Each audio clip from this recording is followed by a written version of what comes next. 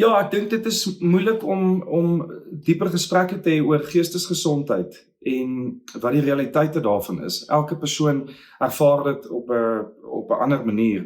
En my stryd met angs en depressie, moes ek moes nie baie gaan oplees daaroor nie, maar ek moes myself in die proses vertrou om uit te vind wat dit is, soos wat die jare aangegaan het, met behulp van amazing psigiater. Ek dink daar's twee kante hierso. Ek dink daar's mense wat daarin glo. Ek dink daar is mense wat jy weet, wie se kinders en volwassenes gediagnoseer word met sekere geestesversteurings, as ek dit so kan stel.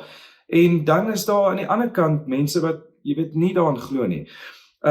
Ek dink op die einde van die dag, jy weet, om konflik te vermy, moet 'n mens doen wat die beste vir jou is. As dit vir die mense om jou beter is, omdat jy hulp gekry het, hoekom dan nou nie? My paadjie is van so 'n aard dat ek die probleem geïdentifiseer het, en dat ek uiteindelik iets daaromtrent gedoen het. En dis nou al 7, 8 jaar wat ek die paadjie stap, en elke jaar is anders. Sommige jare is dalk miskien 'n bietjie, of sommige maande is dalk 'n bietjie moeiliker as ander maande, maar op die einde van die dag is dit met die hulp van mense, familie en jou huwelikspartner, as ek dit so kan stel. My vrou ondersteun my ongelooflik baie. En dit is iets wat 'n realiteit is. En ek dink as jy kan nie net 'n pil drink en dink die pil gaan dit oplos nie. Ek dink dit is maande en jare se werk aan jouself, en om grace met jouself te hê. So dis wonderlik dat mense daaroor kan praat en dat mense openlik daaroor kan praat. En ek dink as dit ander mense gaan help, hoekom dan nou nie? Ek dink jy weet as jy op die verkeerde pad is, jy weet as dinge nie reg is nie. Ek dink daar's 'n intuïsie in ons almal.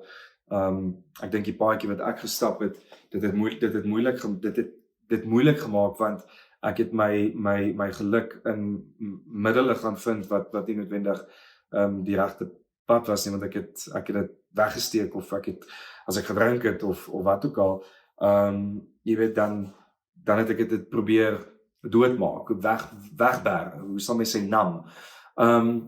Maar ek dink hier waar ek nou sit, dit was wonderlik geweest om in my 20's en in my vroeë 30's te kon, of net in my 20's, jy weet, 'n vol lewe te kon gehad in terme van die travel en die band en binnelanders en al daai goed, maar uiteindelik, hoe vinniger jy besef dat, maar daai goed is net, dit is short-lived, hoe vinniger jy by die antwoord kan uitkom, hoe makliker gaan dit vir jou raak vorentoe, en hoe meer duidelik gaan die prentjie raak, en dan gaan jy die gevoel volg wat uiteindelik op jou droom gaan uitspoel, of hoe jou droom gaan uitspeel. So ek het nie noodwendig drome wat ek vasplak teen my muur nie, of ek soek 'n kar en ek soek 'n huis, papa nie.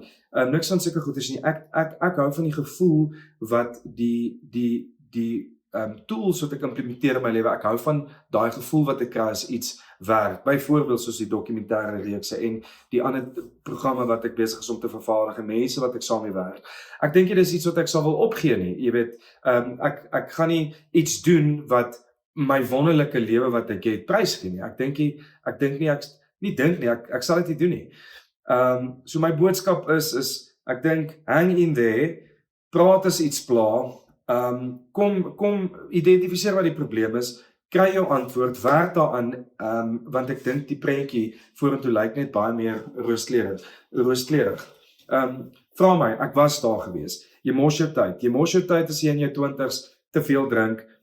Jy dink jy's cool en amazing en almal love you op daai oomblik, verstaan, maar dit is short-lived. Almal saam met wie ek gedrink het in die ou dae, ek sien niemand meer van hulle nie. En jy's kind of by default word jy so half uitgeskop. En dit is okay. So dit is baie short-lived, en ek dink, man, you know what, daar's iets om sober te wees. Daar is iets aan om nugter te wees en om helderdenkend te wees. En dan mense saam met jou op jou journey te vat. So stop waarmee jy besig is, kry die oplossing en gaan aan, because it's beautiful. Life is beautiful.